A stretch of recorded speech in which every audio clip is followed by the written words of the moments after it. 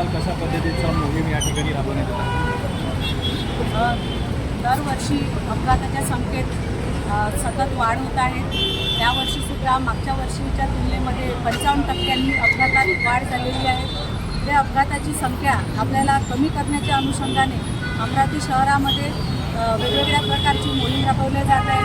जसे की drunk and ड्राईव्हच्या cases आहेत, दारू वाहन चालवणाऱ्यावर कारवाई करण्यात चालू आहे, रॉंग साईड आहेत, ट्रिपल सीट आहे, मोबाईलवर बोलणे आहेत, अशा प्रकारच्या वेगवेगळ्या कारवाया. तसेच एक जनजागृतीच्या उद्देशातून आपण सोशल मीडियावर जे बॅनर आहेत आपले अपघातात वाहतुकीचे नियम पाळण्याबाबत किंवा अपघात कमी करण्यासंदर्भात ते सुद्धा आपण टाकतो आहे.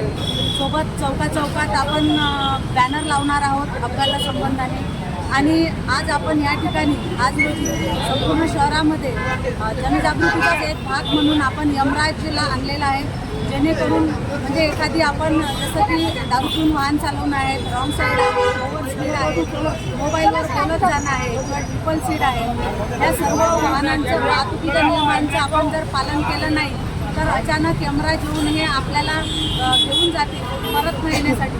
तसेच सीट बेल्ट आणि हेल्मेट हे जर म्हणजे ह्या वर्षीच्या अपघातांमध्ये आपण बघितलं तर जास्त मोटरसायकल 70% अपघात हे मोटरसायकलवाल्यांचे आहे, जे की डोक्यात जर हेल्मेट असते तर आज आपल्याला अपघात म्हणजे जीवितहानी टाळता आली असती. आणि सीट बेल्ट नसल्यामुळे जे फोर व्हीलरचे अपघात झाले हे सीट बेल्ट नसल्यामुळे अपघात होतात. तर आपण सीट बेल्ट, हेल्मेट आणि हे सर्व प्रकारचे जे अगर पालन केलं तर आपण आपल्या परिवाराची सुरक्षा करू शकतो, तसंच स्वतःची सुरक्षा करू शकतो.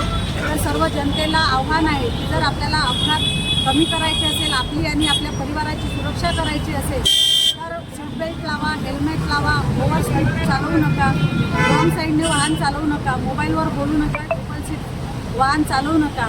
या सर्व वाहनांचे जर आपण वाहतुकीच्या नियमांचे पालन केले तर नक्कीच आपण अपघाताची संख्या कमी करू. आपण आपल्या परिवाराचं तसेच आपल्या म्हणजे सर्व नातेवाईकांचं किंवा आपल्या समाजाचं आपण रक्षण करू शकतो.